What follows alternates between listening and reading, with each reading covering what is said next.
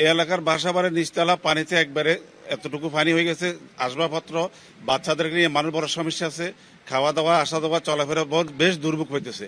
Drainage কোনো system ভালো নাই, বা এটার কখন উন্নতি হবে, নগরবাসী এটার একটা মুক্তি চায়। খুব অবস্থা, খুব ভয়াবহ অবস্থা। আসলে এখানে পানিটা হচ্ছে মানে একটু বৃষ্টি হলে পানি উঠে যায় এখানে। আর নিচতলা বাসাবাড়িগুলোর কথা বলে বোঝানো সম্ভব না।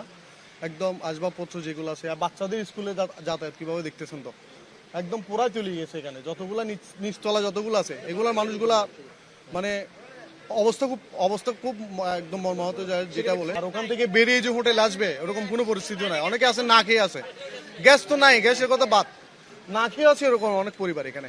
পানি মানে বাইরে এক কোর পানি। আর এই এলাকায় বৃষ্টি আসলে এই শিয়া পানি হয়ে যায়, সামনে তো আরো বেশি ভয়াবহ অবস্থা। এই যে নালা ক্লিয়ার না, আর কি নালাগুলা ক্লিয়ার না, বুক সমান পানি। তো এটা সামান্য বৃষ্টিতে এরকম হয়ে যায়। রাতে তো বৃষ্টি বেশি হয় না, সকালে বৃষ্টি এতটুকু পানি হয়ে গেছে, কিছু করার নাই। অনেকে চাকরি আছে, ব্যবসা আছে, যেতে পারছে না, মানে এটা বলার মতো না। আমাদের বাসার অবস্থা খুব খারাপ। সারাদিন ছিল, এখন পানি হিসতে হিসতে আমরা কোমর উপরে ছিল পানি, হিসতে হিসতে আরো নিচে আনছে পানি।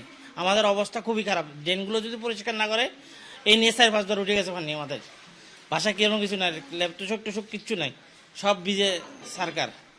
আশা করি ফেলে দেওয়া হয়েছে অলরেডি। আর অনেক মানে ড্রেনগুলো পরিষ্কার না করলে আরো উঠবে পানি। অনেক পানি বলতে সকাল থেকে আরো বেশি ছিল পানি, ধরতে গেলে হাঁটুর উপরে ছিল। এখন সবাই মিলে সেচার পর এতটুকু হয়েছে। এগুলো তো নোংরা পানি, এটা ড্রেন পরিষ্কার না করলে এরকম হবেই। আর এর আগের বারও এই বর্ষা আসছে থেকে এখানে 4-5 বার পানি উঠছেই। আমার এই কিছুদিন আগে আমার টাইফয়েড হয়েছে এই নোংরা পানির কারণে। এভাবে আমরা কতদিন সাফার করব? সবার ঘরে বাচ্চা কাচ্চা আছে, সবাই সাফার করতেছে। তো আমাদের অনেক খারাপ পানি, কাজ দিদি আমাদের বাচ্চা কাচ্চা আছে, ওদেরকে নিয়ে সমস্যাতে আছি। ওদেরকে বাচ্চাদেরকে তার মানায় রাখা যায় না, ওরা পানি গাড়ে, তারপরে ঠান্ডা লাগে, এরপরে অ্যালার্জি আছে, অ্যালার্জি হয়, এগুলা নিয়ে আমরা খুবই সমস্যা আছি। আমরা পানি দিয়ে কতক্ষণ থাকবো? ভাই আমাদের এটা প্রতিদিনের নিত্য নতুন মানে ঘটনা, এটা নিয়মিত ঘটনা। আর এখানকার আমরা ভুক্তভোগী একমাত্র এখানকার পানি তারা। আমাদের পানি এখান থেকে আসে ওই যে বাটালি হিল, মতিঝর্ণা, ঈদগাহ হইয়া পানিগুলো এখানে আসে আমাদেরকে 2 ঘন্টা পরে। ওখানে 2 ঘন্টা আগে বৃষ্টি হলে 2 ঘন্টা পরে আমাদের এখানে এফেক্ট করে। আর এটার মূল কারণ হলো আমাদের নালাগুলো পরিষ্কার হয় নাই, এবং এই যে মহেশখালী খাল এখনো পরিষ্কার হয় নাই।